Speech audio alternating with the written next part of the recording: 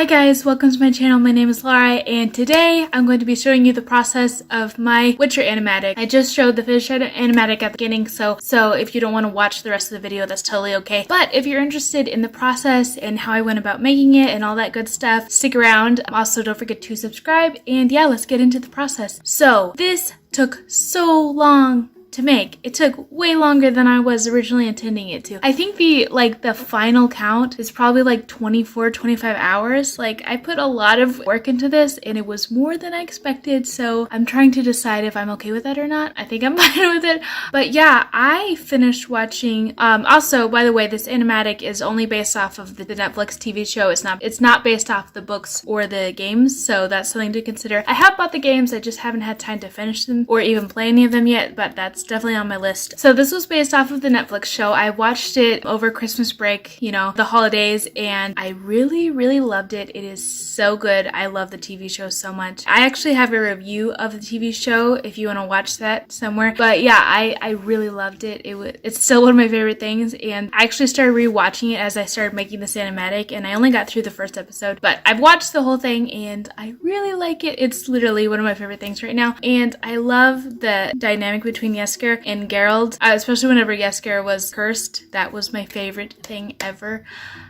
Not that sounded bad. The dynamic of like Geralt having to like figure out how to like save him and everything, I just loved it so much. And I was inspired to make a Witcher animatic because I'm trying to, you know, build my storyboard portfolio and make new things and make more like action-based storyboards. And I came up with this concept of kind of like the dynamic between Geralt and Yesker, but also, you know, like the classic movie scene where, you know, they're camped out in the woods and they hear like a creepy sound and they go over and it's just like a bunny, and they're like, oh yeah, it's fine. I had this idea in my mind of like, what if like turning that kind of classic scene around where the bunny turns into like a huge horrible monster, and then they're like, oh no, we have to kill it. So I decided that I would make that into an animatic with Yesker and Geralt. I considered at first having like Ciri and Yennefer in the animatic as well, but none of them have really hang out that much in the Netflix series, and also that'd be two more characters I had to draw, and I'm not sure it would have added anything to the animatic, so I just decided to leave it with Geralt and Yesker because it's just a lot easier to just have to draw two characters. The first thing I did is I made a bunch of like concept art because I had to figure out how to draw the actors and make the characters, you know, somewhat resemble the actors. Obviously, my style is not like hyper realistic, so they won't really look exactly like them, but I studied, you know, what they looked like, and I tried to make sure that there was some resemblance. I think I did a pretty good job as far as having like a really cartoony style. I think I could definitely do better, but so yeah, I made the concept art, I made the character designs, and it was a really good process because it like kind of forced me to draw more like male anatomy, like more guys and figure drawing, and I need a lot of practice with that, so that was super helpful. So I did that, and I looked at a bunch of Geralt's poses and stuff, and yeah, I was really excited to start doing the thumbnail. So I moved on to the thumbnail phase, and I'm not sure if the footage is gonna be synced to what I'm talking about, but I started onto the thumbnail phase where I basically made thumbnails. Actually, the very first thing I did, because I had this concept in my mind, I drew out every single frame in my like notebook, like the night I thought about it, and it was basically exactly the same thing as what I ended up with on my Wacom tablet. So, you know, guys, if you're like a storyboard artist and you have an idea, just scribble it down. That's the great thing about being a storyboard artist. You don't need like a lot of fancy equipment. Like, you could basically use your sketchbook and a phone to take pictures of the pictures if you had to. That's something that I love so much about making storyboards. Moving on, I kind of copied the thumbnails from my journal and I put them into Photoshop, and I started sketching them out, and I was pretty nervous about it because like doing poses and like full body poses and everything like is really hard for me, and there are a lot of hands in this animatic. Like, drawing hands is very hard, and you should give yourself every opportunity to draw them because it's really good practice. So I made sure that there were hands in the animatic, and I feel like this is so weird to say, but I'm not scared to draw hands anymore. Like, I'm not great still, but like it's something that I'm like, okay, I'm just gonna try this, and if it works, it works. If it doesn't, that's fine too. I finished the thumbnails, and then I started going on to the line art phase, and the line art phase takes a pretty long time because basically I have to translate the sketches into line art, and that's what kind of makes this style of storyboard storyboard is not really what a normal storyboard would look like because I am turning it into an animatic. If it was just a storyboard, I wouldn't need to go into really detailed line art and stuff. But I really wanted this to look like basically an animated version of the TV show. But I don't have time to animate every single frame. So I wanted to make sure that the line art looks super good. So I spent a lot of time on that because that was definitely a priority of mine. So I went through each of the frames into the line art, and so I haven't talked about the bunny.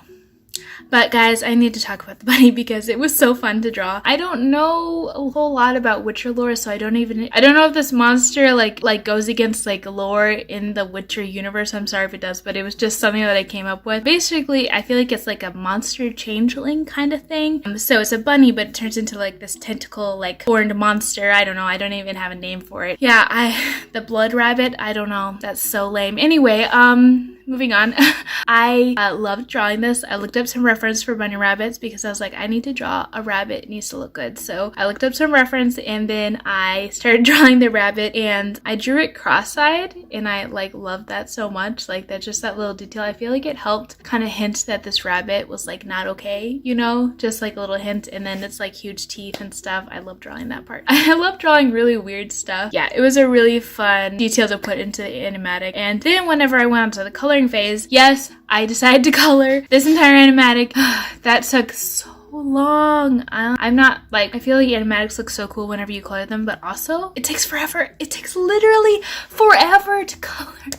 I was so like mad at myself. I'm like, why am I doing this? Like it's taking so long. This video isn't going to be out. I'm recording this video and I have to upload it in the same day. I haven't edited any of it. Yeah. Anyway, I decided to color it and I love how it turned out. It did take a really long time, but the bunny and Geralt, I know it's weird to say it in the same sentence, but both of them looked way better after I colored it. I feel like the characters are a lot more recognizable to like who they are because I colored it, which is good. And yeah, I feel I like it so much. I really liked it. Just trying to get more experience doing storyboards and stuff, and I want to, you know, build my portfolio, and I feel like this is a really good way to do it. And yeah, I hope you guys like this. I've never done something like this before where I did a storyboard based off of a TV show. I have wanted to do storyboards based off of like the audio of a TV show, but I didn't want to get copy stricken. So I don't know if I'm going to do that, but I would love to know what you guys thought about it. I'm thinking about doing a Mandalorian animatic, maybe?